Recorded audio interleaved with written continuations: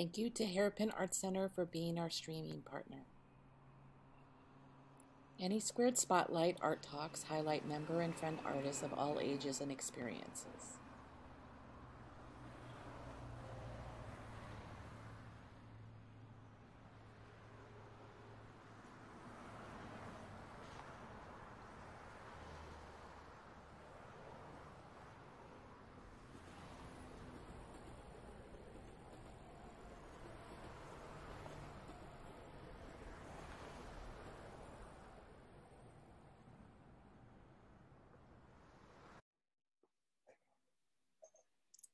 So welcome everyone to ANYSQUARED Spotlight.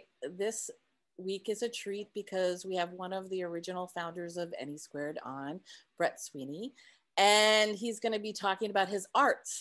He's an artist and an organizer, an arts administrator, and he does so many things. And I've collaborated with him personally on so many things.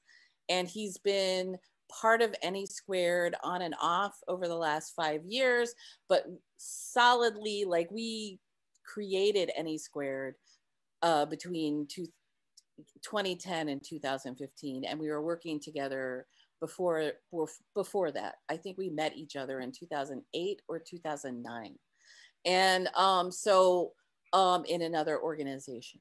So without further ado, please, Brett, go ahead.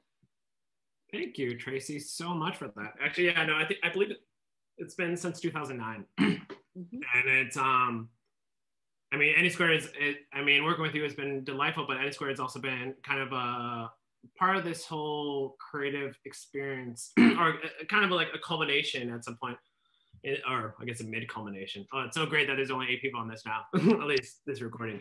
But I think like it is the idea that like ANYSQUARED kind of provided this opportunity and working with you really to see myself, the wholesomeness of being an artist and the whole experience. And throughout that, you know, I learned a lot, you know, as an artist, an organizer, as a person. And so I just thank you so much for this opportunity. And also, you know, thanks so much, Tracy and ANYSQUARED in general, for providing a platform for artists to really see themselves outside of institutions and be able to, you know, refine their practice, both in, you know, in spaces outside of like white wall galleries. And so it's, yeah. So anyways, I could wax poetic about ANYSQUARED, and I feel that's another presentation, but I guess I'll jump into the excitement that y'all have been waiting for. And so let me share screen. Let me see, we tested this out and now I'm anxious about if it's gonna work. Does everyone see that? Yep. Good. And so, wait, hold on. Okay, great. I'm just gonna launch into it because, you know, this is the thing. See, Tracy, you made me anxious too, but I'm gonna use that, harness that energy. Yeah, exactly. I'm gonna harness that energy to like do something about it. Actually, wait, I need to tweet something before I start because it's gonna bug me throughout talking.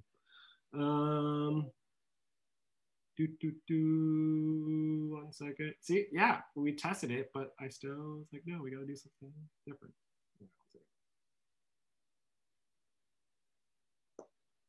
You'll get it.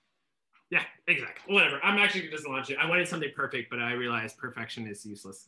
And so, yeah, so thank you everyone for coming out tonight. My name is Brett Swinney. I'm an artist, but I guess I'm many things. And I think, you know, starting off with the terminology of like artist or the label artist has always made me uncomfortable. And probably because I think, you know, the narratives that are presented in culture, or just the way we're told that, you know, you have to be talented, or you have to be, there's this intrinsic talent that you can do and you can produce medium. And I was attracted by that because when I was a child, I was very quiet and not sure of myself. And so ultimately through art, you know, even before finding the work that I would go on, you know, that would kind of take over my life, you know, even just before I've seen like music and writing and, you know, writing plays and stuff like that, I was really into that as a child because I was really just trying to figure out where I fit into the world. And then I was really lucky to kind of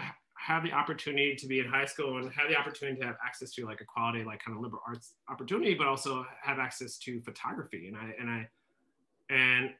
I been able to do a lot with that throughout my life, and been able to, well, let me see if I can Oops, let me do that. Okay, there we go.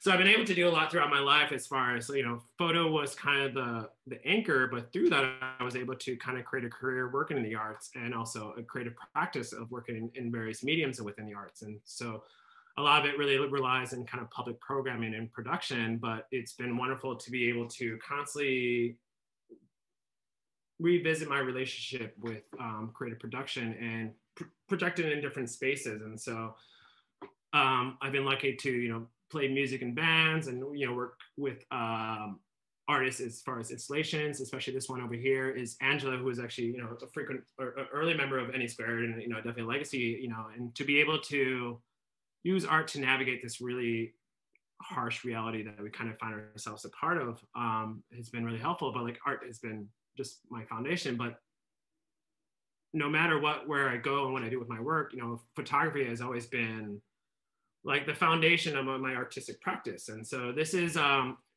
copy that I've used that I just used for a recent like grant application kind of thing. So it's kind of like gobbledygook like that. And it looks like I didn't really format it properly for the slide, but you can definitely kind of read it as as I'm kind of talking about it. But my foundation that in my artistic background lies in photography. And within my photographic practice, I'm really kind of dealing with how identity is manifested in external spaces. And I think identity really shifts from like my own personal sense of identity to, other people that are around me, but also like humankind in general. And so I find my relationship with how I figure out how I fit in the world has really filtered into how my kind of photography has evolved over the years. And thankfully, I kind of made the decision pretty early on to really keep it closer. And while I accepted that I was going to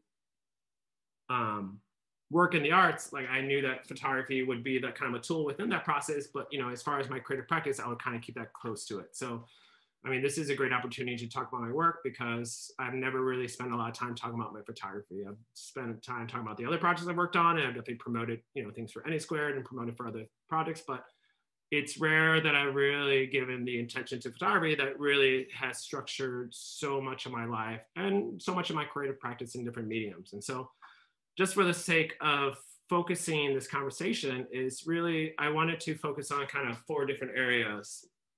My career or creative practice or my relationship with photography really extends, for like 25 years. So like pretty much half of my life, I've been kind of figuring out what photography means to me. And through photography, it being the cornerstone of my artistic practice, what do art and creative expression? And so just for the sake of trying to structure this presentation or whatever this talk, I kind of laid out kind of 4 different areas of trajectory. And the whole goal of this talk is kind of to walk through the story or, how I kind of found myself to create the work that I do. And thankfully, while I struggled internally with it, I had a lot of external like points of support. And, going back to ANYSQUARED was always that, but thankfully I always had like jobs working in kind of the photography industry that kind of informed my own kind of creative practice and gave me spaces to really experiment. And so as I kind of go through this work, I really just want you to kind of think of, I'll definitely kind of just kind of give the stories behind the works, but also, point out to the themes that are kind of happening over and over again. And I feel that hopefully that you'll see at some point, especially when we get to like kind of post-college and recovery, that's when you'll kind of see where I'm really finally processing a lot of work or a lot of like experiences through just the work I've created over, probably, let's do the math, 2 decades of working. Like, I feel like when I was starting photo, someone told me that like, you wouldn't really create really good work until your 40s or until your mid-career. And I scoffed at that because I was a young person and I scoffed at anything. But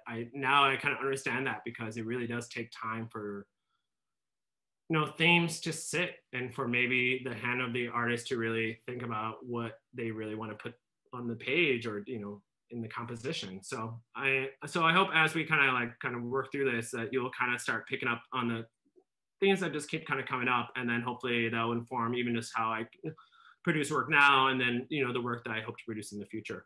And so just like jumping into the deep section is that, so this is kind of comes from, I realized that this work actually comes from the first batch of negatives I developed in my first photo class. And then this is one of those like photo one situations where it's like the metal reels and you're trying to like load them in the dark and everything. And so, you know, and understanding how to like develop your film. And I think my initial reason to take a photo class wasn't because I felt like I was this artist that needed to express. I just was trying to avoid taking science, and I didn't want, so it was like an elective, and I was at some prep school that was, you know, breeding the future lawyers and doctors of America, and I was like, I want to be an artist, and it was a very kind of a weird position, you know, but I think my parents and faculty, you know, teachers were excited that I just found something that, you know, was something to work to, because before that I really didn't have that kind of focus. And so this picture, what is it? This picture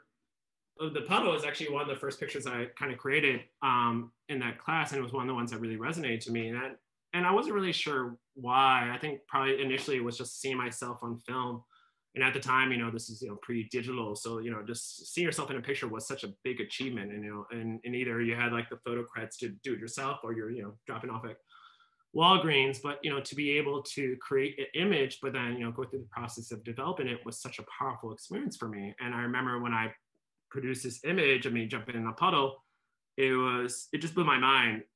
And after I developed it, I ran around the school, like showing people like this great image, and, you know, it's out of focus and there's tons of like dust on it. But for some reason, it was such a powerful thing for me to know, to like, you know, the idea of creating something out of nothing. And especially, I think photography has this idea of like objectivity. And so for someone that was struggling just with the subjective, that to be able to kind of create something that had the appearance of the objective or something of permanence was extremely powerful. So it really, I have a soft spot for this like puddle jumping image, because also I think there's, you know, several things that intuitively that, you know, just because of my circumstances, I would just keep kind of building on throughout my work. And I think, just to point it out now, you'll find out, you know, through the course of this conversation or monologue, is that, you know, there is this kind of figuring out identity, thinking about like spaces where I felt safe. And so there's a lot of imagery of like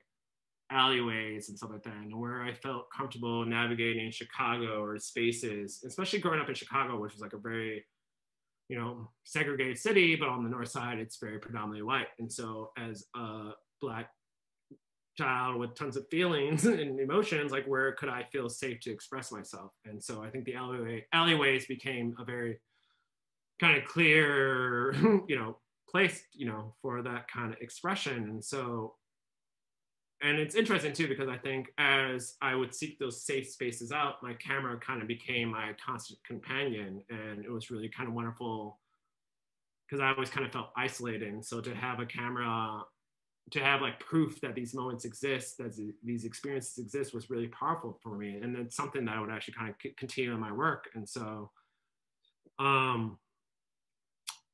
especially thinking about photography as an objective thing, I really started being kind of attracted to the subjective and what you could do with it, because there was this kind of documentation aspect about it. But then, you know, what happens when you document your own personal experiences? And so, I mean, this picture kind of comes from this time I had a really good friend, and we would basically go out photographing at night, you know, and we would, he was a couple years older than me. He was at Harold Washington, and they had a really good kind of photo program back in the day, and then kind of facilities that weren't going to use. And so he would pick me up and we would go take pictures, and he would show me kind of like the stuff. And so I think that kind of gave me that agency to start creating more of internal kind of images. And it was interesting because, you know, they were very performative, but it wasn't perfected. So I had to really, it was kind of like the scratch, but it really wasn't something that I could build on. I wanted to. And when I remember creating this image, this was at some like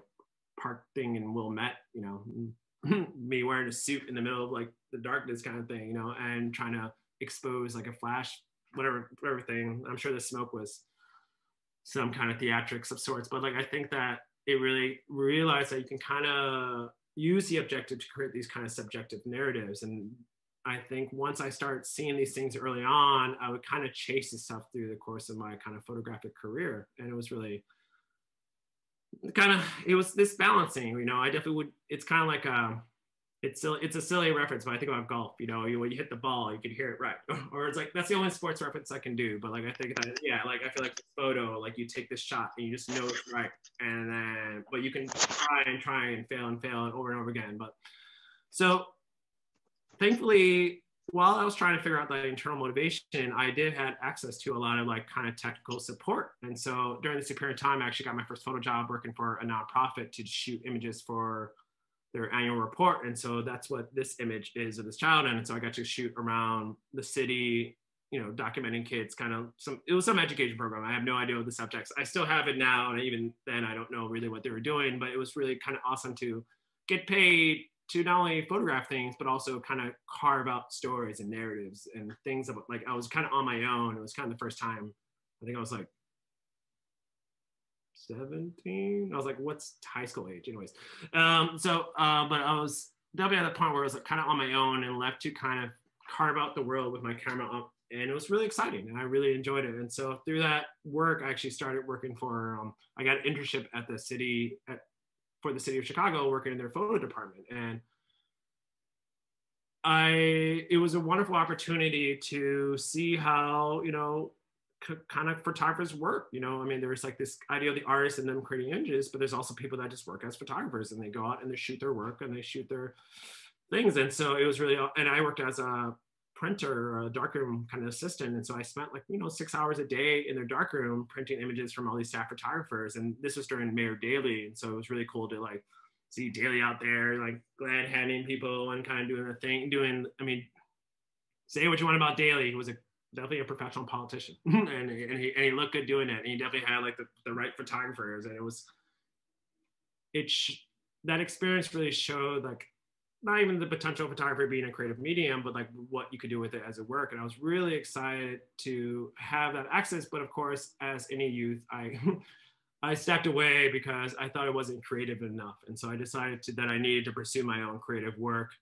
And so I, you know, started at Columbia, and this is kind of, yeah, and I want to be clear, like I'm talking about like over the span of 25 years. So I'm gonna kind of jump ahead. And so feel free as people are kind of, as I'm going through this, drop comments in the chat, but also, you know, I'll definitely kind of revisit some of the stuff at length later on if people want to talk about it. But so as I kind of joined Columbia and was thinking about photography, the whole digital thing kind of became more prevalent. And I always like to refer to it's like the digital divide. And so when I started Columbia, it was all about, you know, black and white film and, you know, doing the chemicals, but then camera phones started happening. And so this image right here is actually the first, like one of the first camera phone pictures I took. And it was like on a flip phone thing. And, you know, I really like looking at it now, especially because you can see how low res it was. And so as like our phones and technologies get more advanced, this image kind of disappears in the same way that, you know, you would see an image disappear from a piece of photo paper if it wasn't fixed properly. So I do like,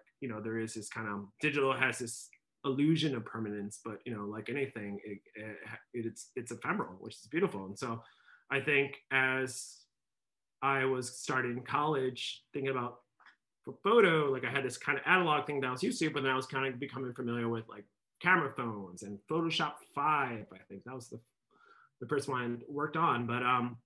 But it was also the first time that I had access to like a point and shoot camera and was able to kind of have the camera in my pocket. And, you know, it's funny, you know, this kind of presentation, you know, it's all about like different periods of time, but like I actually realized that my first couple of years in college were just probably devoted to too much partying and too much you know, excess, which is great because I think my dad is on this call right now. But anyways, yeah, I see Tracy quietly laughing, which is exciting. But so yeah, so I think my work in school kind of floundered, or I was kind of, you know, distracted by other things. But outside of that, you know, I did, you know, the aspect of having a digital camera was a very new thing, and just kind of being able to start creating compositions on the fly and not worry about having to process them was a big thing. And, you know, and I think that, you know, people say that like,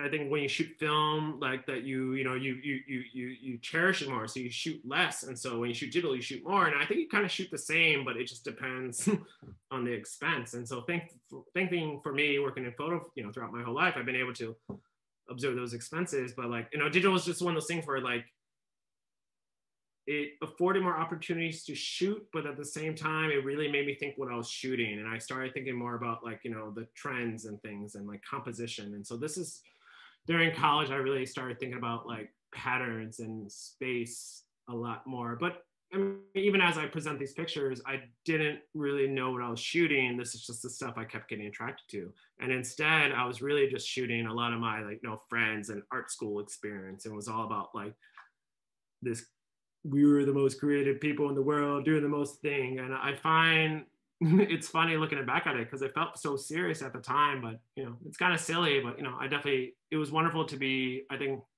think you need to go to art school to be an artist, but I think it's wonderful to be able to be surrounded by creative people on the whole spectrum of talent and quality, but also work ethic, and see what people are doing. And so, even though I wasn't really producing the work that my teachers liked, or that allowed me to pass classes and whatever, I was still kind of embedding myself in this community, and it was wonderful. But at the same time, I even now in hindsight, it's another opportunity where it's another example of like, it's another predominantly white space that I was in.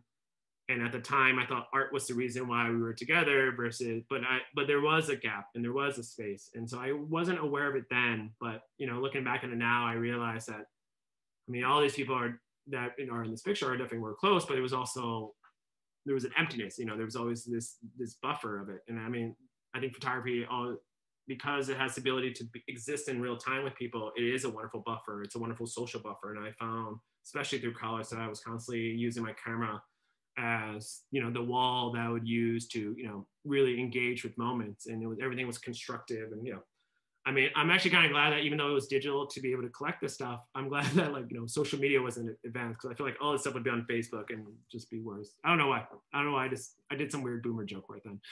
But either way, so I think during like that period of time where you feel like you should be in art school, but you don't know what art you should produce.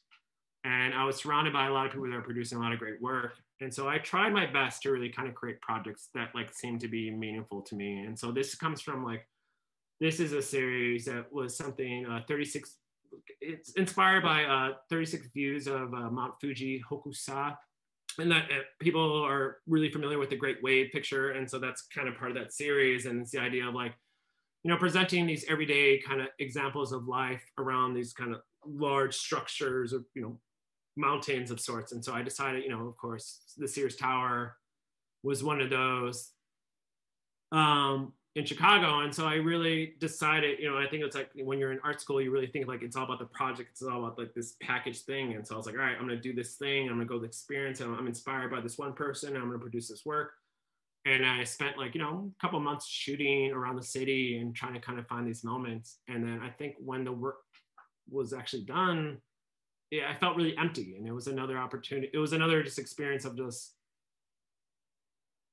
you see just your peers and you see, the way art is depicted, that like, yeah, people just do it effortlessly, or they do it just automatically. And to struggle with creating meaningful work was just something that really kind of bugged me and kind of contributed to a lot of my deviant behavior, among other things. But I definitely kept pushing at it and kept finding ways to present my work, or, just kind of find, I think for me, it was a kind of it was a roulette, like I was trying to connect my creative practice to my tools. And so if it didn't sync up, then I would switch over to another tool, or switch over to another thing and hopefully find something else. And so I got really into shooting Polaroid a lot. And I think like every art student, you have your like 600 Polaroid camera and you find it at some thrift store, and then if you're lucky, you'll start buying all the rest of the formats and realizing. And I think it's interesting now, especially as we think about like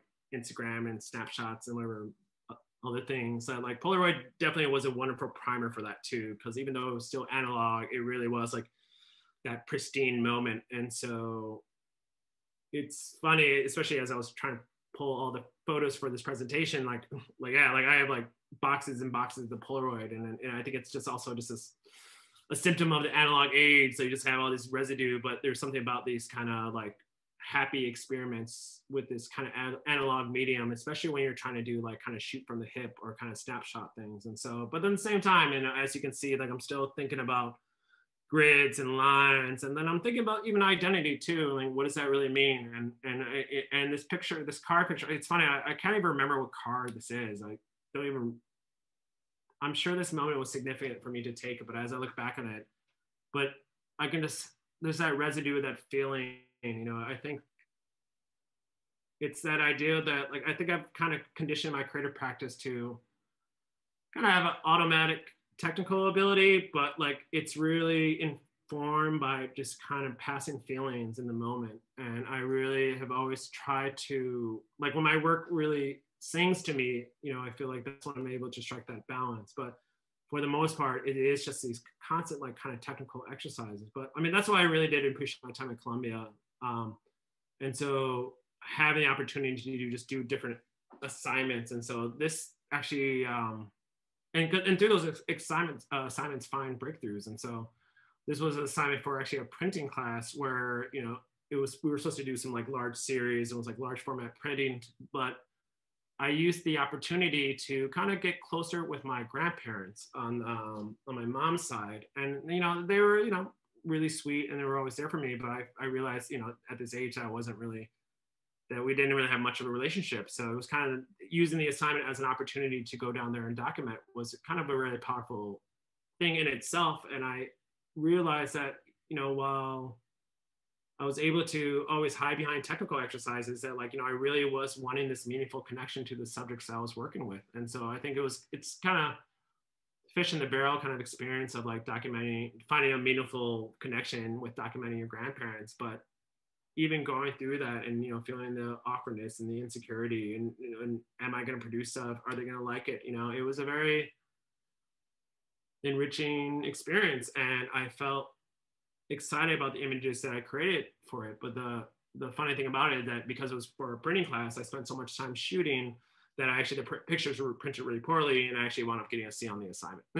and that was kind of the final thing about not being a printer anymore. I kind of gave that up after a while. And so, but it definitely kept, you know, pushing me forward. And even though there was this elusive, like whether I was creating meaningful work, I knew I was creating at least technical work. And, you know, that's kind of what sustained me during that period of time. And so thankfully, like as I, you know, kind of brought up again, and I'll keep doing it throughout this presentation, is I've always just had the opportunity to also work using photography in my work, you know, in my 9-to-5 job. And so there is period of time, and this is kind of college, I think, or like a little bit after college, actually. Oh yeah, no, this is probably during college. Actually, I think this slide's a little bit early, but whatever, I can talk about it now. Is that like, you know, I work for a nonprofit run by my dad, who I think it's on the thing right now, but and it was documenting, you know, kids learning manufacturing on the West Side. And it was one of those situations where like I had the technical skill of, you know, shooting images and processing and stuff, but at the same time, I wasn't comfortable, you know, with shooting people, and I wasn't sure if I was good at documentary, but having the opportunity to throw myself in and deliver the work was really helpful, and it allowed me to kind of inform more internal creative practices. 1 second, sorry.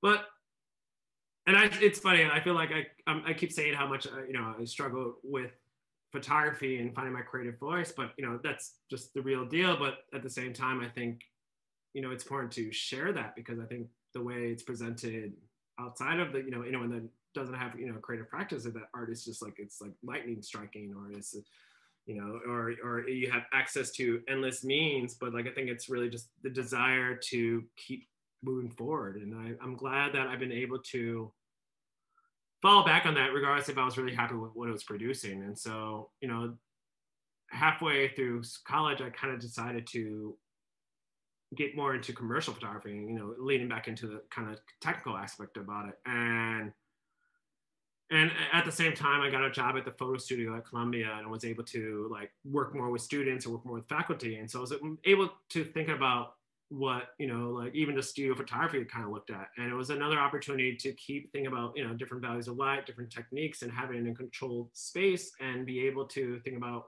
you know, what I want to get out of it. And even though it was still kind of lacking internally, I felt comfortable to start kind of taking more kind of creative risks because I just had more time. You know, I was able to, like, after the studio was closed, I was able to come in after hours and set up, you know, shots and whatever and experiment with friends. And so, and not really feel that like I didn't need to turn in for assignments. So I was able to start creating work for myself. And so out of that kind of experience, I started, you know, seeing what I was able to do.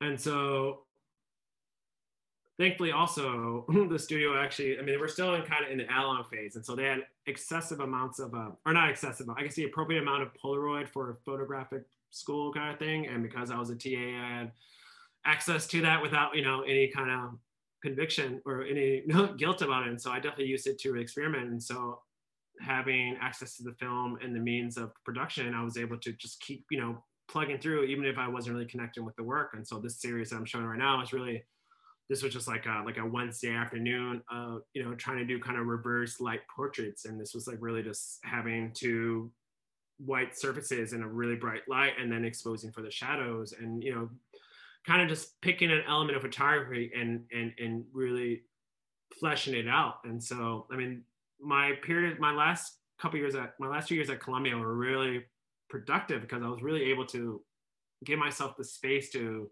learn more about, you know, lighting, especially in a studio setting. And I actually decided to shoot a lot of the stuff on 4x5. And so that itself was a very manual analog camera. And so to be able to keep, to have the time to really figure it out, you know, especially with these flowers, these images kind of were created over like a period of like 8 or 9 months. And I would shoot these like after hours kind of by myself. And each shot would probably take eight hours.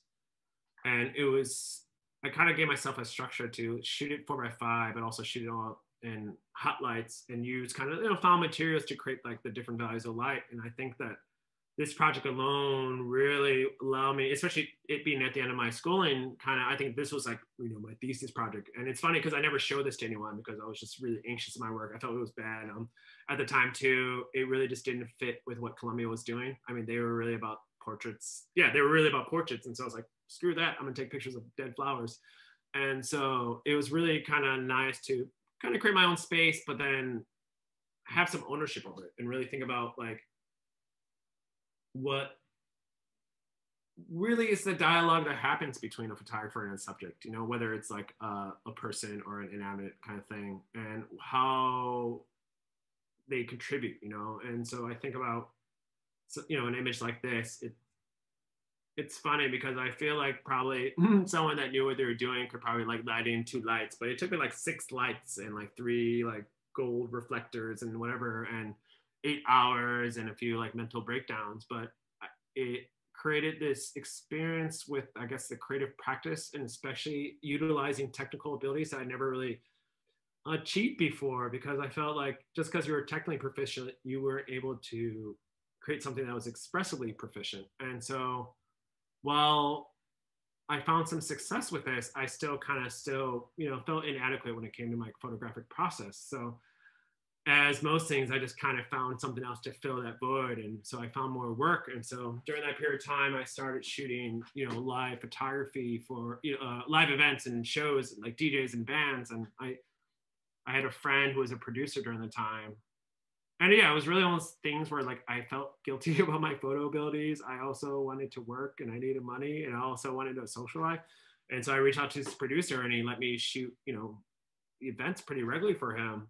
And we were able to kind of do some cool work, but it was also just super fun to hang out with creative people and music. And I got to meet a lot of amazing musicians, MF Doom, a lot of really, really cool, exciting people that really showed me that, like, you know, while the art world is big and the world is big in itself, it's actually not like, it was to have the experience to share the same space with someone that I just was listening to on my CD player or tape player and to be able to photograph them and interact with them, and also understanding maybe that art is an ecosystem, and it's not like this like hierarchy. It's not this like you're good or bad. It's like there's so many people a part of it. There's the photographers, there's the DJs, there's everything. And so, I mean, I really enjoyed not only having my experience in school and even whatever minor work stuff, but also working next to other like actual creative producers that, you know, in the real world. And so this person right here is actually Ricky Powell.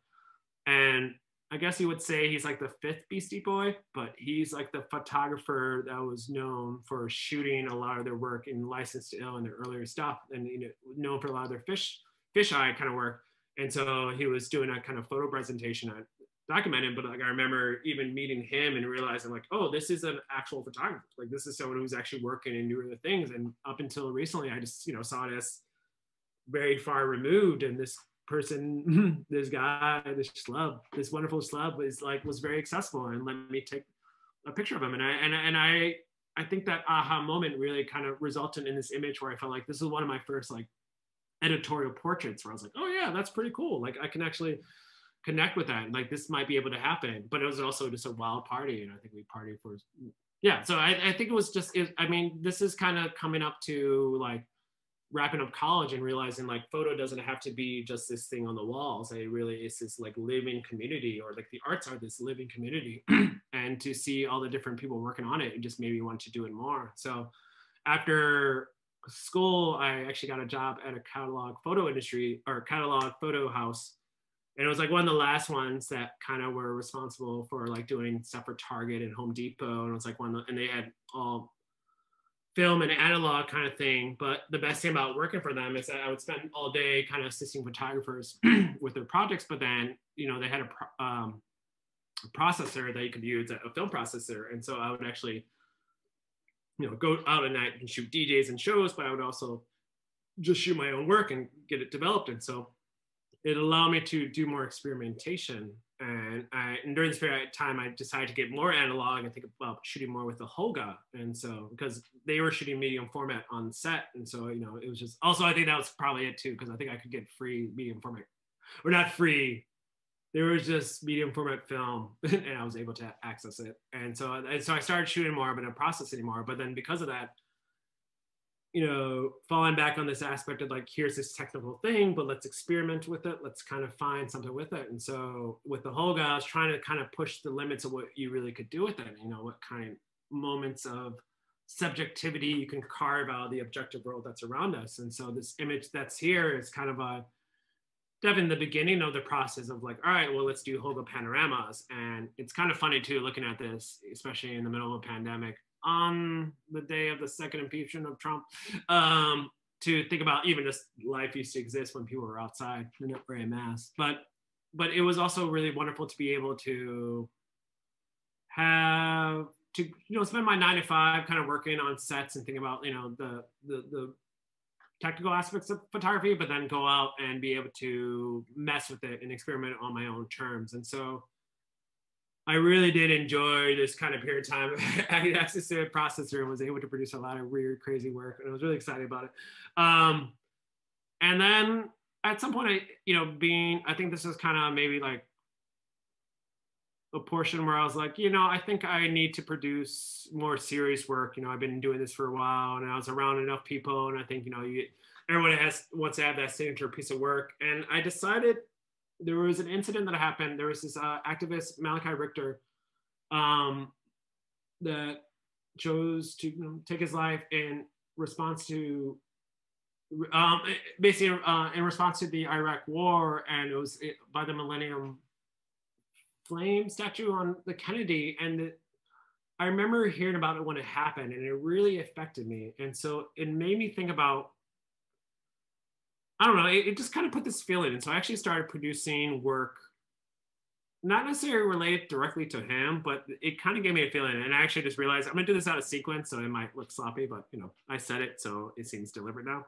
And because I said it, it's performative. But anyways, so I started thinking about the expressway, and I started thinking about how, you know, this person decided to kind of make this action and make this choice, you know, this resistance towards the Iraq War. And I was actually very involved, or I was involved. I mean, I was protesting as anyone during that period of time, but there was something about this conviction, his conviction of him deciding that really just kind of struck a chord with me. And so I became kind of consumed with the Kennedy and the Expressway, and I started kind of just producing work around that. And the idea was that just like that he kind of made this decision and the world keeps kind of going on. And, you know, I think that the way I was relating to that work, I was related to myself, that like I felt that I was being left behind, that like even like I felt left behind in my own development. And so I started kind of putting these kind of insecurities into my work, or these feelings of like kind of like not, you know, being a little more agitated about my place in the world, and what that really kind of resulted in. So I think from that experience, I started really leaning into the whole wandering, the whole urban environment, but really just also finding spaces that kind of connected with me feeling lost. And at the same time, I was starting to go through a lot of personal issues too. So I think this is also a period of time where, like, yeah, the world just became too heavy. And so the work just kind of came out naturally. And I felt like these were technically proficient and I was actually finally connecting, but ultimately just wasn't really satisfied with it. You know, I think, and this was also the same work that I, you know, this kind of brings me up to ANYSQUARED at 34 minutes of talking. I'm sure the rest of it's a lot quicker after this, but this period of time is, this work, I think actually I hung in the first show that brought me to Tracy in 2009. It was part of the Milwaukee Avenue Arts Festival, and it was in some storefront. And I think I just had the work framed, and someone just like, hey, do you want to hang it? And I did. And I remember I was too sick. I was dealing with some health issues, and I was too sick to go to it. But it definitely was like kind of my first experience of like, you know, producing shows to put my work in. And I think it's like the stuff that kind of led towards ANYSQUARED. And so I think that also, I feel like even as far as this dialogue, as far as talking about photo, this really is a good point to show that like, wow, like this, while I was feeling lost, it kind of led me to Tracy and ANYSQUARED and everything we did. And I feel like it's, we should do another presentation just about the history of ANYSQUARED just for the sake of it, because I think that'd be fun too.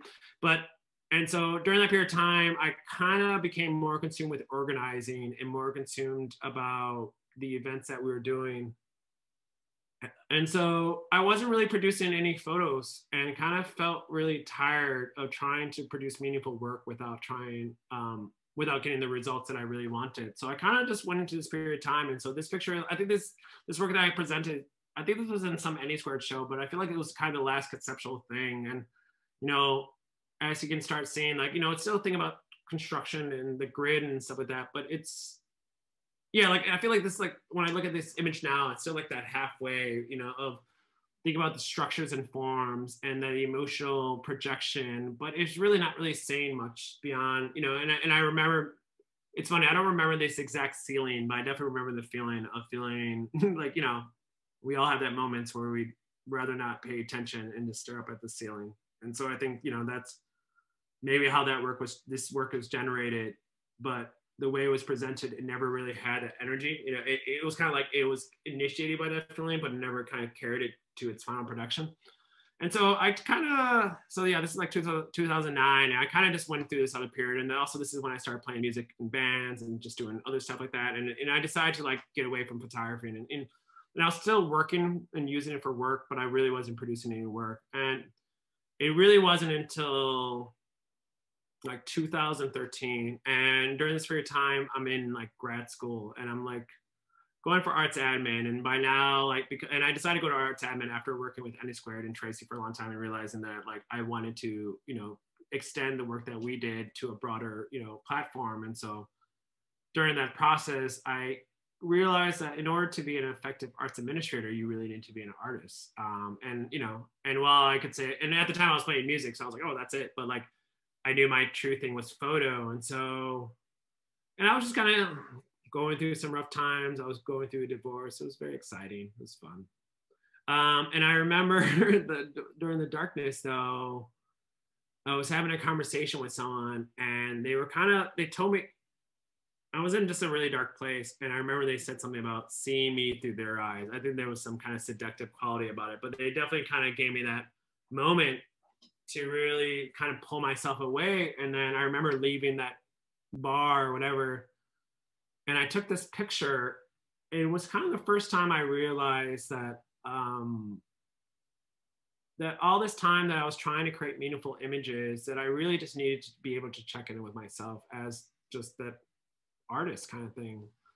And so this image really became, I mean, this is what, Adams or something like that. Yeah, and it's really just like, it was kind of like the culmination of a very emotionally charged revelation. But then once I took this picture, it kind of became crystal clear about what I needed to do. And I realized that as I needed to build my life back, you know, like as coming from a dark place and coming from this place of like not really producing work anymore, I wanted to start somewhere, you know, and I was fine with not producing full projects. I was fine with not trying to do things. And I was just going to really be concerned with one image at a time, and also, and use it to really kind of document my coming back from a really dark period of time, you know, of not only, you know, divorce and grad school, but also, you know, just not really feeling connecting to my work. And so, I mean, I love this image, just kind of means so much to me. And it's funny, every time it pops up on whatever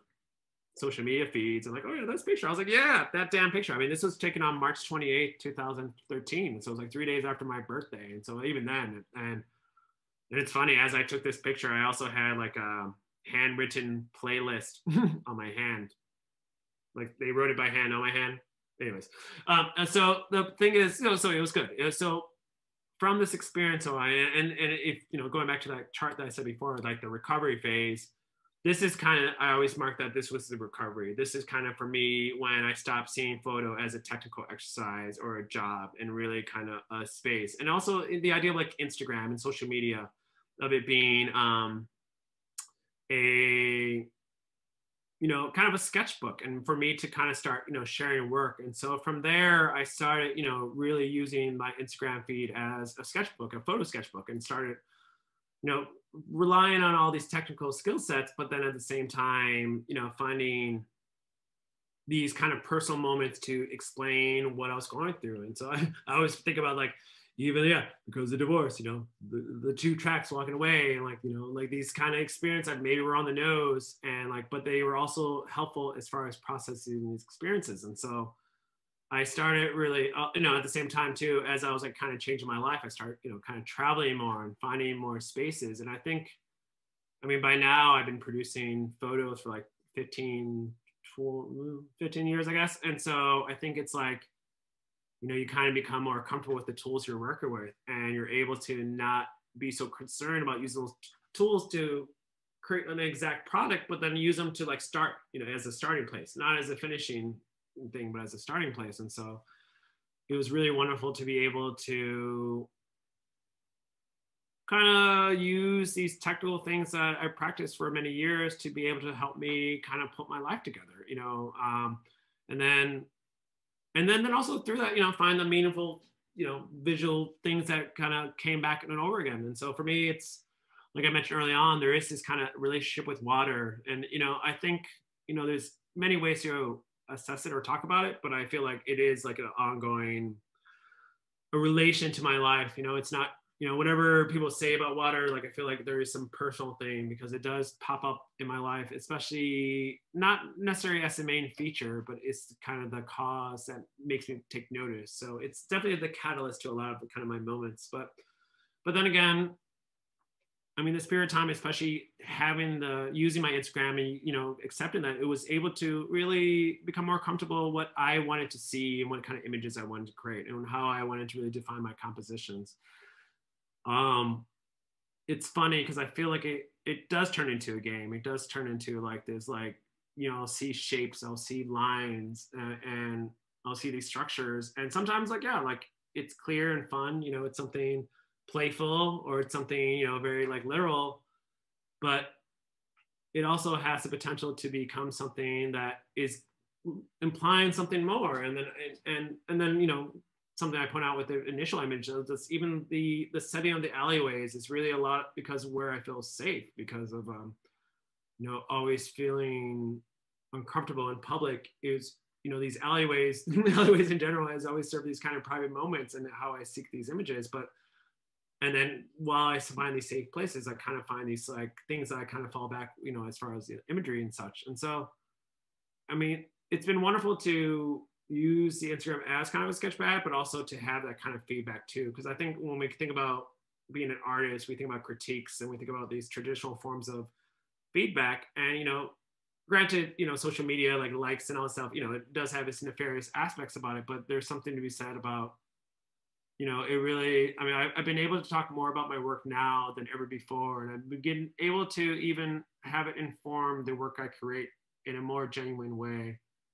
Because I felt before when I was in institutions, they were just thinking about how I could serve the institution versus, you know, in the social media realm or even just the space I've been able to create, you know, I think it really does create this dialogue that just keeps pushing the work forward. And I really appreciate that. And so I think right now we're somewhere in grad school. I was supposed to do like, oh, this is the timing thing, but you know, I see there's so many contexts of time. But, and so this is another example of like another job I was able to work at. And so this is Creamco, an art collective that I was producing, you know, programs for a while, but you know, I also ran their social media feed. And so that was another example of like taking these tools, these lines, these grids, this visual vocabulary that I've developed in my own, in the alleyways and various, you know, kind of dark parts of the city, and be able to kind of use them in my kind of professional work things. And I mean, Creamco was wonderful because it was a very abstract job, but it really allowed me to think about my role as an administrator, but how that, you know, the creative practice, you know, contributes to the whole thing. And they had their own, I mean, they were art collective, so they had their own other thing. And so it was interesting to even be a part of an art collective and kind of add, you know, because with ANYSQUARED, we started, you know, so we were able to build it, but to join and actually to work, I don't think that makes sense. I'm gonna move on to the next slide. But, and so, I mean, I have to admit, and this is kind of the portion where I really just, it's been really wonderful to be able to keep trying the same techniques and tools over and over again and see what they mean and knowing how they kind of relate to my emotional state. And, you know, and it's really wonderful to have that dialogue just be clearer and clearer as it unfolds. And so, especially with these two images, I mean, these were taken on a trip to Michigan, but also, you know, there was also, I was going through a breakup, you know, I was going through I was in a very toxic relationship. I was very lonely. And so, you know, I think it's to see that evident in the images, you know, it's not like it wasn't something I was forced. It was just something that it was like maybe the influence, like whatever attracted my attention. It was the thing behind the screen that really, you know, took the shot, that really pushed the shutter.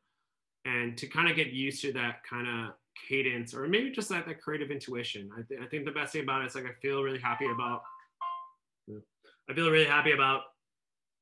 being more in line with my creative intuition, but being happy that it wasn't something that wasn't explicit from the beginning, and that it's something that I work for, not necessarily because, you know, being good at what I do, but, you know, just being persistent and developing at least a consistent visual vocabulary where I can keep kind of reviewing it, you know, consistently through other works. And so, I mean, as I said, water is a consistent theme. Also, if you know me, for some reason, traffic cones and traffic stuff is also, and I think that's, you know, this is a product of growing up in an urban environment, but there's also, you know, because these things are made to attract attention. And I also feel like, especially in my wandering states, you know, there's this kind of like, you know, I feel like you know, I kind of relate to traffic cones and various other like kind of things to wayfinding things in a way. Like there's this kind of similar to water. I'm sure I won't figure it out until way later. But I mean, during this period of time, and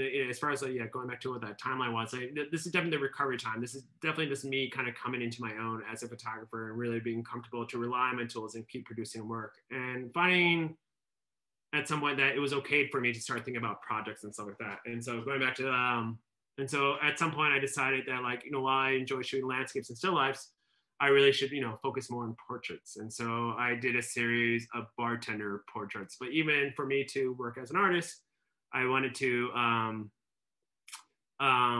I situated myself as more like being a regular. It wasn't necessarily like, oh, here, let me take a picture of you, but like, oh, this is like most of these spots in the bar were the spot where I would sit, you know? So it's like, there's like so much to go into the creation of an image, and realizing that rather than like, oh, I'm just going to take a great picture of a person. It's like, no, I have to kind of be in this emotional state. I have to be in this setting for me to, you know, and it just kind of adds to my overall kind of creative practice. It's really just, I guess it extended that too. And so while I was struggling with this idea of not having meaningful connections with my work, it really just, I learned what, I guess, were the meaningful conditions for me to make work. And so, yeah, I love, the bartender series was actually kind of fun too, because I shot over the course of, I think, a couple days. And so actually I was just kind of bar hopping. And so I think if you were watching in real time, you would actually kind of see me kind of bouncing around different spaces. And, you know, like similar times before, I also was working for another space that allowed me to photograph a lot too. And so I was working for Lynx Hall. And so this was also a wonderful opportunity because I actually got to shoot a lot of performance work. And I was working as a production director. So it was kind of cool because I was, you know, definitely in control of the lighting. So it was kind of like the studio setting, but then at the same time, I was able to, you know, detach myself and be an audience member and, you know, kind of find those decisive moments that I think it's important. So, and then through Lynx, you know, I was able to travel and like do like it basically kind of remove my work from just Chicago and like take it to different spaces. And so we actually went to Japan for a trip, and I think that was a wonderful opportunity because I think a lot of this work I've created in Chicago, and I think there's one thing to be said, like, to create work, like, could I do it somewhere else and still have the same impact? Would it still have the thing? And so when I went to Japan, I was kind of wondering about that, but at the same time I was excited to go there, and then kind of realizing that even as I'm developing my creative photo practice, travel is probably made the next phase of really just bringing this out, because it's still the same experience of wandering around and connecting and, you know, predicting my emotions, but at the same time, you know, there isn't that kind of a baggage, and it does kind of externalize the process. I mean, the beauty about Chicago is that I'm so familiar with all the areas that I've traveled, but at the same time, that's the downside. And so being in somewhere else, to feel that freshness, to see fresh eyes it's super exciting, and something that I will always, especially now that I'm feeling a lot more, you know, solid in my work, you know, I feel that it will, you know, kind of be more of a constant as I keep producing work. And these images actually were produced in New Orleans. This was like in February of this year, so right before the lockdown. And so like, oh man, even else, I encourage like any artist to go to New Orleans for a weekend, because I think similar to Chicago, it has like this energy, but different from Chicago, that they're very comfortable with laying it out, putting it out there, and they're really, it's a wonderful space. And I actually find myself going there pretty regularly now. But I think overall though, and I'm actually kind of winding down, we've gone through 43 slides in 51 minutes. Oh, okay, that's okay. I expected this to be 20 minutes, so, you know, that's something. So I guess, you know, yeah, this is kind of more like the contemporary phase. And I think about where I am now as a creative, you know, photographer, is that I do really enjoy, you know, seeking, you know, projecting my own identity in spaces, but also kind of finding those kind of narratives that exist in those spaces, those identities that exist in those spaces. And even though from time to time I've started incorporating more people into it, it's really kind of hopefully feeling more to the vibe of the shot rather than, you know, specific thing. Like this image is not of that kid, but it's that feeling of him looking out the window. And I remember this was a shot like on my way to work, and just I wasn't stressed out about going to work, but I just was thinking about it, and just to see him just thinking about something else. And I remember I knew I was old because like he shouldn't be sitting on that seat, and that's why I realized I should shut up. But I also that I just remember that look, you know, I remember being his age, you know, especially being on the train, looking out and seeing something. And so, I mean, even before the lockdown, I was actually really thinking a lot about the train and how my relationship with it, and how it does have this world. And I think before, you know, I've always existed in the city as a biker, as a walker, and definitely I've taken the train many times, but it has, you know, especially using it for work, you know, appreciating the own ecosystem that exists in it and the moments you kind of have. And even though it's a very public thing, to be able to do that, it was something that was very captivating. And I was kind of planning to do more work around the train until the pandemic hit. And then the pandemic hit, And then that kind of changed. And I was initially anxious that I would not be able to produce the kind of work I would do, because a lot of it was relying on very public kind of experiences, but it really turned into a kind of a wonderful blessing to be forced to kind of make my circle smaller as far as like what I was doing. It was helpful to kind of focus less on the energy that was produced by others and just by the momentum that I was producing myself. And so, I mean, over the last couple,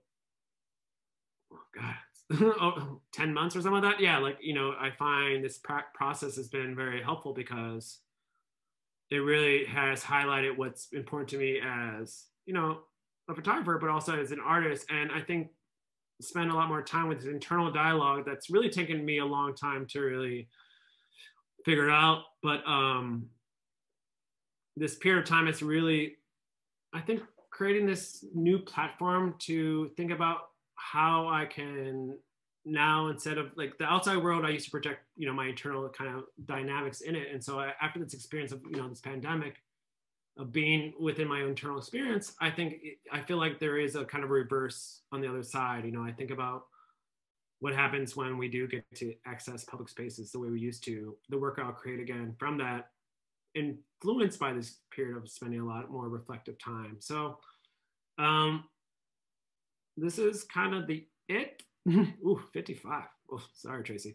But at the same time, I really do feel that like I'm kind of, having worked in photography, or my photographic process has been like over the course of the last 25 years, it's been a struggle to really rationalize why I would put so much energy and effort in photo, but having that time to really suss that out makes it more meaningful. And so, I mean, this image alone, I think kind of encapsulates about where I am and where I, you know, plan to go with my work. Is that, you know, there is these kind of constant themes of grids and, you know, like lights and stuff like that. But like, I mean, there is also, I don't know, I feel like this picture itself actually is taken at the monument down the street from my house. And I remember when I was 18, like right when I was starting photo, I would go out there and feel miserable about not, you know, connecting with the world. And then how many years later, you know, I'm out there using my kind of photographic process to just kind of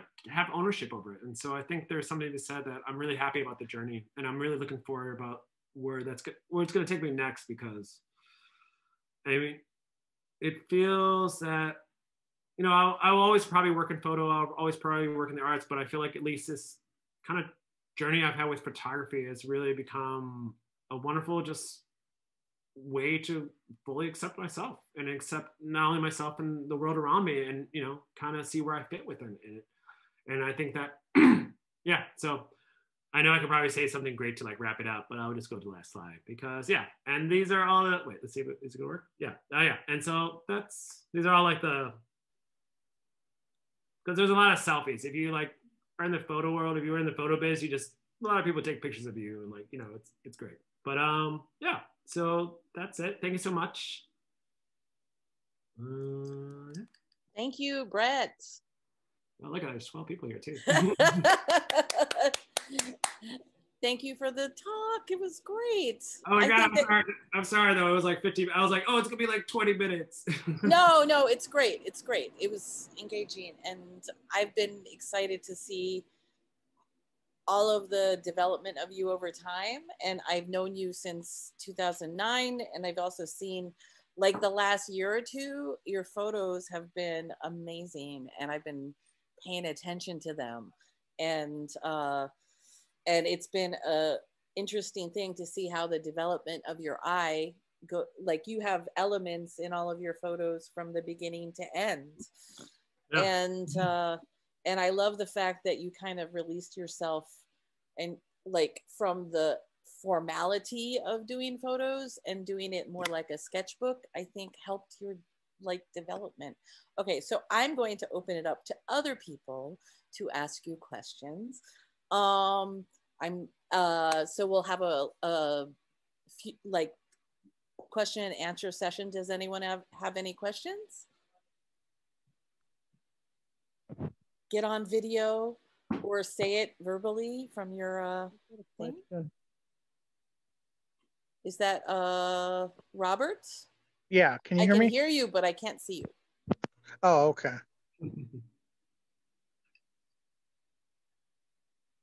Go ahead and ask the question. I just wanted to announce himself. Where are you, Robert? Are you on the call? Oh, he hung up. He's going to come back. Does anyone else have questions? Can you hear me? Yes. Go ahead. Oh, sorry about that.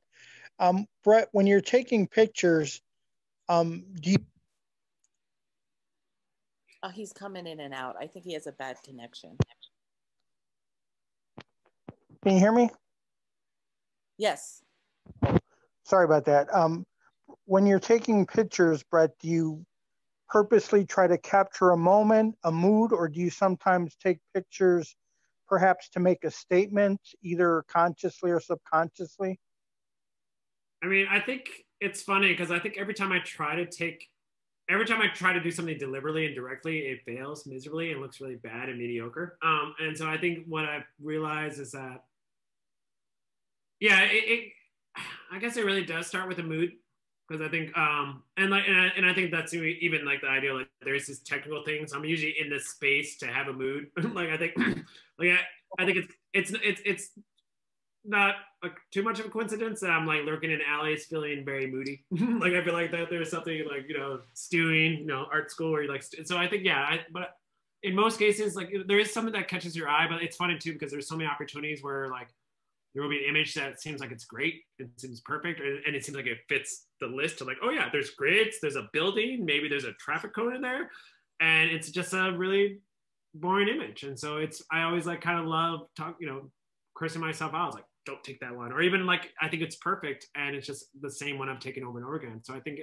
mood is I think maybe like creative intuition, but the intuition like is a better way of saying it, because I'm not moody all the time, I think. Yeah, I was going to say, I love your bartender photos. They're wonderful. And your pylon pictures. I have another photographer friend of mine named Jason Smith, and he also does pylon pictures. And when I saw the pylon pictures, I started laughing because he also does really cool pylon pictures. So I don't know, maybe there's more pylon picture takers out there than either of you are aware of. I mean, it's beautiful because actually I recently started joining a bunch of landscape photography Facebook groups. And even though, I mean, it's funny how many like it's funny like how like everyone kind of finds their track and just loves shooting like shadowy like stairscapes. It's funny how like actually like I could have a whole presentation, a whole hour presentation of the amount of stairscape like stairway photos. And yeah, like there's just these trends that are really fun to dabble on. There's a question in the chat. Chat. Can you help me out with that, Tracy? I was like, it's I think it's Asha, sorry. Are there more photos from your project with your grandparents and also your travels to Japan or travels in Japan? Yeah, actually, with Japan, there's actually, because I was there for work, so I was definitely cross-posting. I mean, that's something I've actually learned like as I work for jobs. Like I'm always posting double stuff. So I think Cream Co, Lynx Hall, like they have like a whole like portfolio work that wasn't on my own stuff.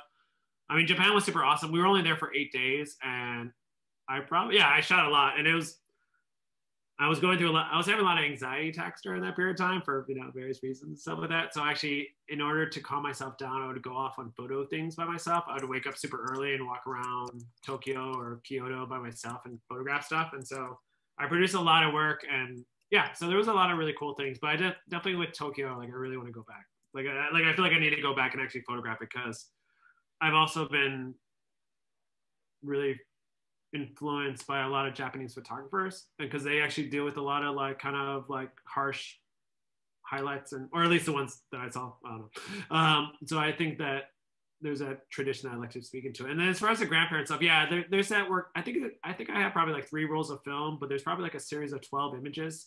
I would say out of that 12, there's probably 6 that are worth it.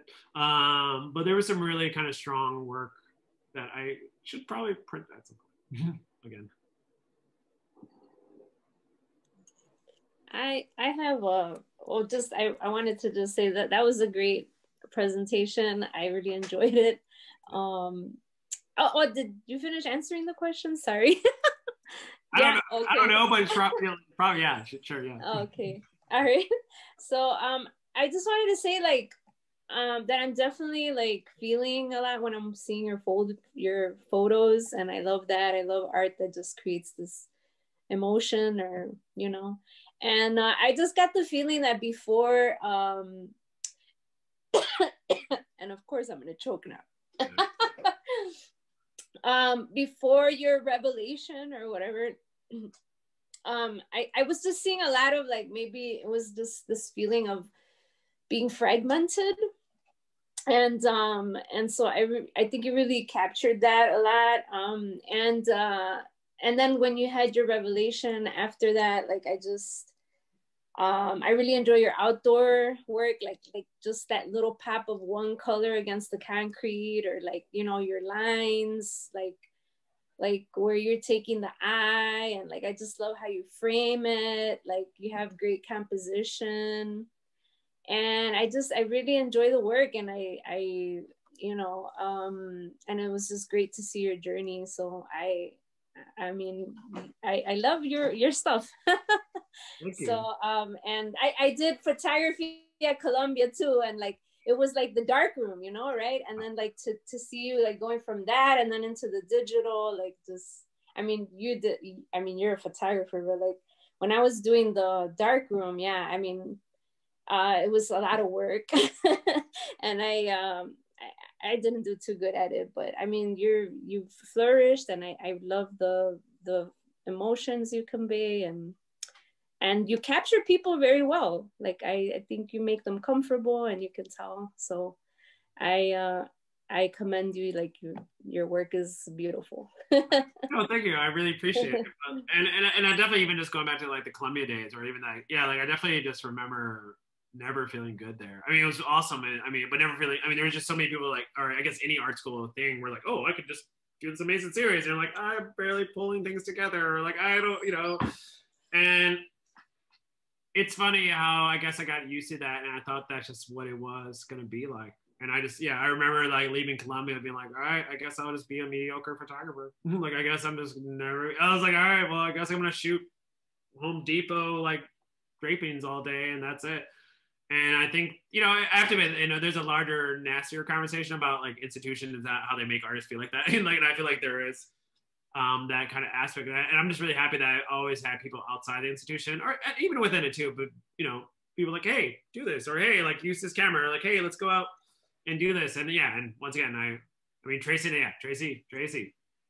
is also big as far as artists, but like, I mean, Tracy is a great example of like someone that, yeah, even like when the work was dying, at least when I stopped producing work, Tracy's like, no, you gotta put it up, let's put that ceiling thing up. I was like, no one likes the ceiling thing. And so I think it's also important to have those kind of supporters, but, you know, also accept the fact that, you know, yeah, like I think we all experience that when we start out art, that we're always just gonna be good, that it's just gonna be wonderful and fun, and after parties, tons of after parties, and really it's just tons of mediocre work. I mean, the best thing about it is like I made a deliberate decision. I was going to show like a lot more shittier work as far as like college work, but I was like, no, they don't even see it. Like they don't. I mean, but there's like books of really bad photos and really bad portraits and really bad and like really kind of things, and just kind of accepting that like in order to get good at anything, you just have to accept it being bad at it. And I think it was nice to struggle with that for longer than I expected, because I think if I was good back in the day, I would never have made the breakthrough. I'm so glad. Like I think it was when I really found rock bottom in my own life, or my own creative production, is when I actually started producing good work. or when I stopped. It wasn't about the project anymore. It was just that one picture. That is something that I remember you saying to me a while ago about your Instagram being a sketchbook, and then all of a sudden you were doing these amazing photos all the time. And it's evolved over the last few years. Yeah. And your emotion shows in all of them. Your emotion shows. But also I've been going to therapy, so I've been actually dealing with the emotions too. So like also it's like actually I think that's one thing artists are great about, putting their emotions to work, but sometimes it's good to put it in therapy. Yeah. And persistence works, because going through periods of time of making terrible art, we all do that. All of us do that. Yeah, and that's something I actually really learned from I've been making really bad art lately. So I understand. No, that's, I mean, that's something that we really talked about ANYSQUARED a lot too, where it's that like being able just to create work to get through that process. I mean, that's the beauty of like what Studio Day was all about, or even just ANYSQUARED events back in the day. It wasn't about this. I mean, there were standards, there was personal standards, but it wasn't about, you know, it was just work in progress. I mean, that was the majority of our shows and the things we did. And so, I mean, yeah, and actually in my work, it's funny too, because I definitely took time off to work on ANYSQUARED. And then it wasn't until I was away from ANYSQUARED that I started shooting photos. But because of my experience in ANYSQUARED, I was able to enjoy that, like, rather than like I was able to see the sketchbook as a value versus like, oh, I'm not producing.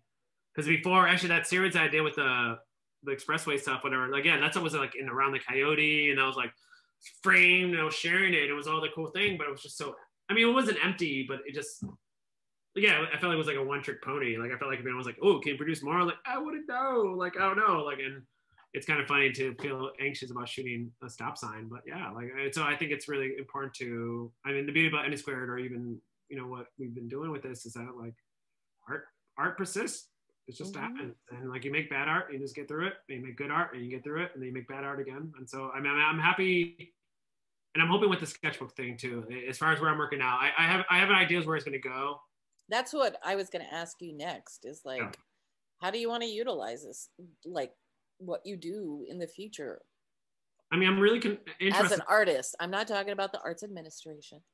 Yeah, exactly. I'm gonna make a photo center, and it's gonna support, you know, it's gonna be on the west side. It's gonna, it's more just, no, I think it's actually, I really do believe, I think for the longest time I've been projecting myself outside, and I think it's interesting. I'm actually curious about what it would be to project the outside inside. You know, I really, that like, especially now that my sense of space or place has shifted. You know, I think especially when I grew up in Logan Square. And to see where Logan Square is now, you know, it's definitely a place of home, but it's also a place that doesn't feel like home all the time, you know, especially, you know, being a person of color and whatever. Like, I feel like, so it's kind of that moment. It's like, I used to spend so much time avoiding my internal stuff by just wandering around streets. And I think now that I don't feel that need, I can kind of go the opposite. And so how does the external really look in an internal space? And I guess I'll leave it at that, because I definitely have ideas about what it will resemble, but at the same time, I don't think those will be successful right away, but that's kind of part of the process. It's just like, I know, it's that creative intuition. It's like, I know that I'll probably mess up, and it'll probably be mediocre, but I know at least this next phase, after, you know, presenting this last 4 phases, that I will be able, that it'll be something. But the best about it, like, yeah, like I think maybe just pushing forward with that sketchbook mentality, that art doesn't, yeah, we shouldn't aspire to create finished works of art, you know. We should just keep, there's exploration, yeah, because experimentation that I've been seeing you do. It's good. Yeah, and there's that, but I think when art is centered around the product, that's capitalism, versus I think when art is centered around the process, that's community. And so I think that's kind of, yeah, so that's why I kind of, yeah, like, that's, I'm so glad that, like, I've been able to remove away from the product, at least in my creative practice, but in my professional practice, it's all about the product. And everyone should show up and like the thing and hashtag whatever next thing I'm working on, kind of thing.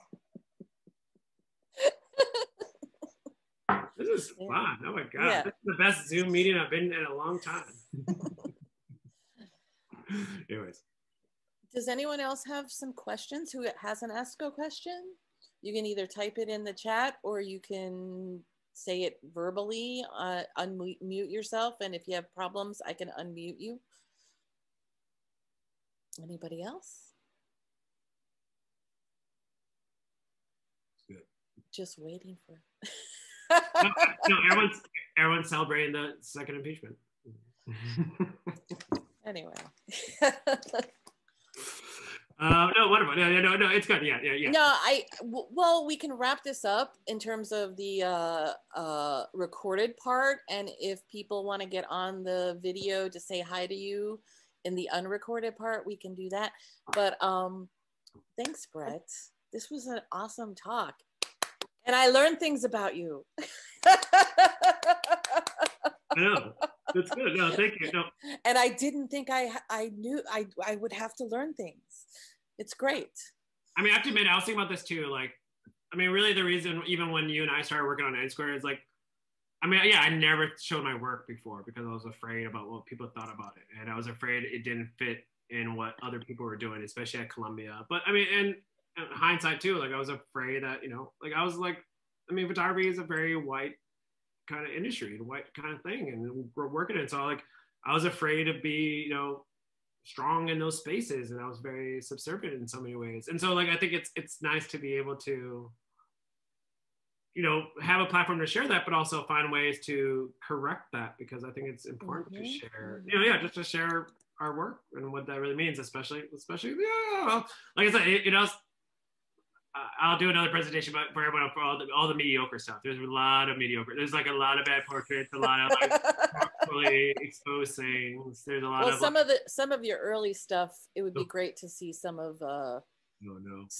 the more of those photos, just to see what the whole series was. You know? I mean, no, I'll definitely, yeah, no, actually, and actually that stuff will go on the website, and because yeah, right now there's just a really sick meme section. So right now, I mean, because memes is my new creative ability right now, and that's the only thing that matters. But yeah, no, I actually, my intention actually going through this process, actually, I was gonna start thinking about how this work is presented in an archival fashion, or just, and actually just, yeah, it does, yeah, you can definitely find the work on Instagram. You can find the work on the website.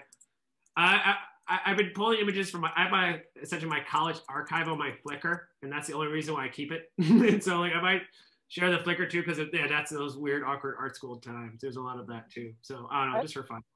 I've got one more question. Yeah. Go ahead.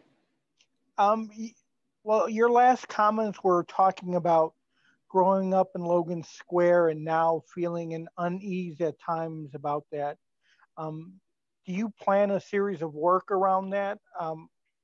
I don't know. I've talked to Tracy about feeling something similar. I grew up in Logan Square, and there's an unease at times with the current Logan Square. So just wondering what your thoughts are about that, and if you've ever thought about maybe documenting that, you know, in photographs. I mean, it's funny because, yeah, once again, Logan Square, it's definitely, yeah, because I moved here when I was 2. So like 38 years ago, or a long time, like in 82 when I was 2. Or I was 1.5. I don't know. Age is so relative. But I think, and it's interesting because I think my experience, there is that kind of like, as far as photographic, I definitely have that like kind of personal thing. But it's funny. This is where my other mediums kick in, because I know I do have a project in mind. I was going to talk to Tracy about it and talk to like I definitely, but that's like an arts admin thing that has nothing to do with photo. but yeah. So I definitely have. I think it's important because I think especially because I even think about ANYSQUARED, because ANYSQUARED started in 2009 and 2010, and we were a community art organization in Logan Square then, and to see a decade and what that really means is way different, you know. So I think like, so yeah, no, so Robert, yeah, definitely I would do something. It won't just be photographic, but I actually do have a pitch that I was gonna throw to you and Tracy. It's something else.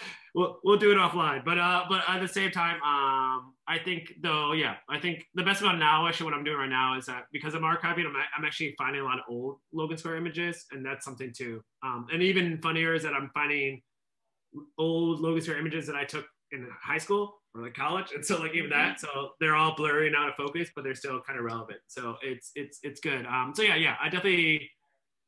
I've been staying in Logan Square for the lockdown, and so I've been thinking a lot about that too. So I think there will be just a lot of work that will come out of this period of time too. So cool. Looking forward to it. Yeah, definitely. So does anyone else last chance to have a question in the chat or video? This is Brett's father. It was a great presentation. It was great to hear your interpretation of all those events and all those pictures over the years. Oh yeah. No, it's good. It's good. Yeah. On your grandparents.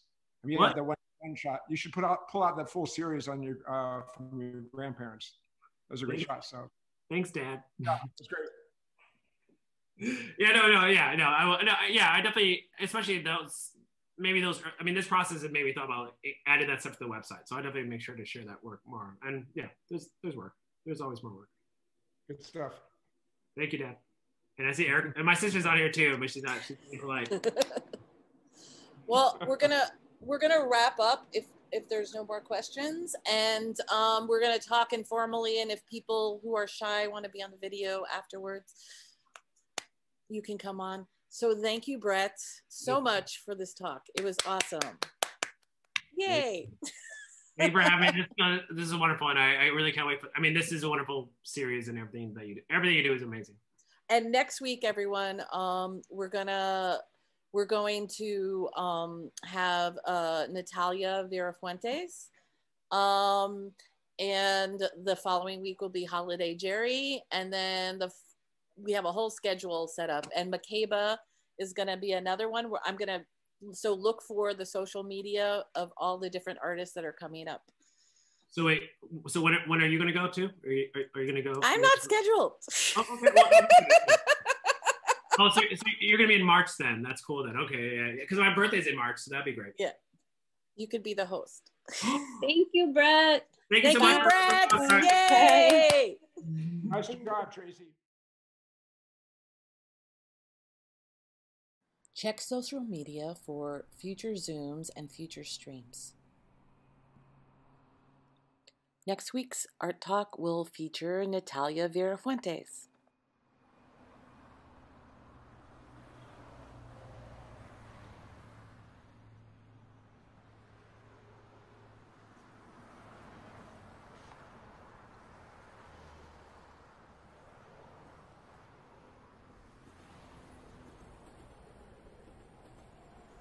Thank you to Hairpin Art Center for being our streaming partner.